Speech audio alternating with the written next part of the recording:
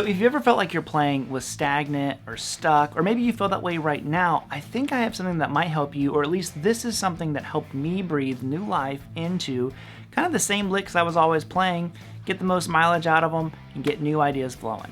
So before we get too far into things, I have a backing track for you. That way you can try these things yourself. I'm going to tab out what I'm going to show you today because I want to show you a more simplistic, or we'll use boring lick here, and then how to liven it up with this approach of spreading your notes out. It adds so much mileage to what you already know, and it's just building off of a foundation that you already have. So let's get to it, and come on, man, 80s it up.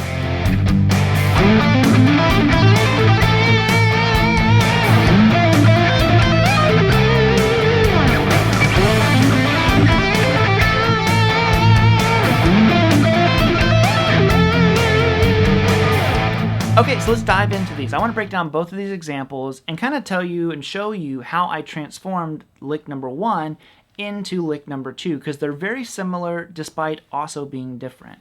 Now, the first one is rooted in the pentatonic scale, and the notes are very close. Now, what I mean by that, if you want to get theory terms and all that stuff, intervallically they're close to each other, but that's often not how I'm approaching music. It strictly sounds to me. I want the notes to be further apart from each other, and there's many ways to do this. You could do exactly what I did with string skipping and things like that, or sliding in and out. And another thing that I like to do is instead of going, something like that, I might slide up that way. Different ways of doing it, giving yourself a bigger, wider sound on the guitar. So this first one goes like this. To me it's a fine lick. There's nothing wrong with it, but I wanted it to sound more spread out. So let's break this one down first. We're going to go 7 on the low E string, or sorry, 7 on the D string. And I roll my ring finger and I get 7 pull off 5 on the G. Then I go to 7 on the D again, and then 5 hammer on 7 on the G.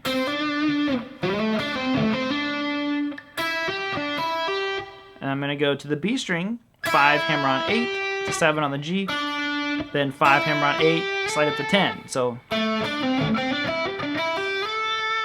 then you kind of have a little bluesy like it was that 8 on the high E string, then 10, 8, 10 on the B. So I remember Paul Gilbert teaching how to do a string skipping lick one time, where he was saying this is how you're going to do it. And that was the simple version, and he transformed it into... And I remember hearing that, and I'm like, what? There's no way that's the same thing. And then I learned both, and I'm like, oh my god. The smaller version, or the one that was closer together without the string skip, was using the same concepts and ideas, but then you just spread it out up here. And then it gave me that sound that I was looking for. I'm doing the same thing here. So you have this lick.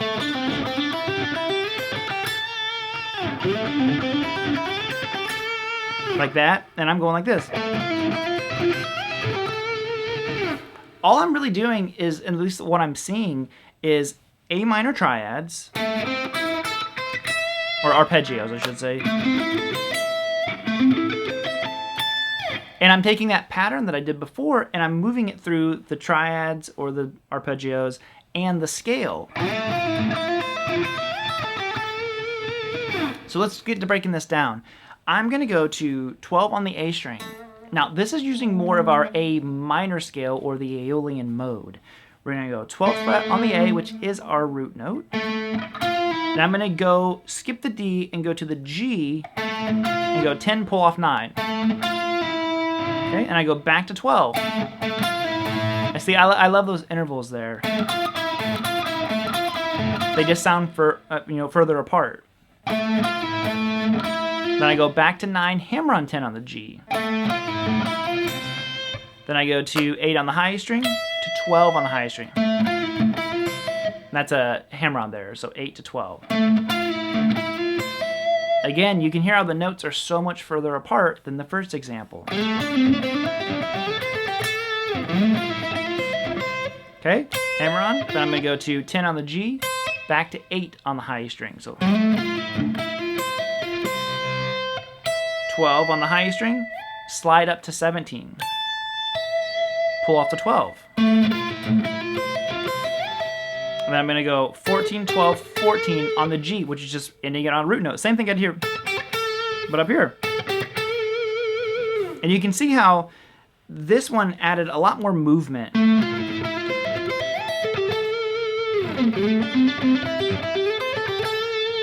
You know, I don't know, I just enjoy the way that the second one sounds more interesting to me. My ears perk up when I hear stuff like that. And it's just adding space to your stuff, you know, and visualizing kind of where you need to go instead of staying in this one area, you know, shifting around, going to different boxes, using different shapes, your different modes, all those different things make such a huge impact on this. And just, you know, not always playing things in such a straight line. That's one of the biggest things, I think. If you want it to not sound like a scale, you know, because that sounds like a scale. I'm like, oh, that sounds like a lick. I can keep going with it. Lots of things you can do. So the moral of the story here is take those licks and phrases that you already know and try to spread them out just a little bit more and see if it gives you a new sound. So hope you guys dug this lesson. I'm trying to keep them short, sweet, to the point. Get the tabs, get the backing track, subscribe if you don't mind. Also, one more thing here, if you're still watching at the end, I saw quite a few people comment on the last video asking like, Robert, are you doing okay? You're looking pretty rough. And maybe I had the lighting looking weird or something, but I'm good. I have really bad sinuses and really bad, like, you know, can't sleep, all that kind of stuff. So sometimes I probably do look a little bit rougher, especially during the winter. But no, I'm good. I'm good. We're just playing guitar, having a good time. But thank you guys for always checking in on me. And just know that I appreciate you. And I will see you all with the next video. All right, later, homies. Get your guitars out and go practice. Come on.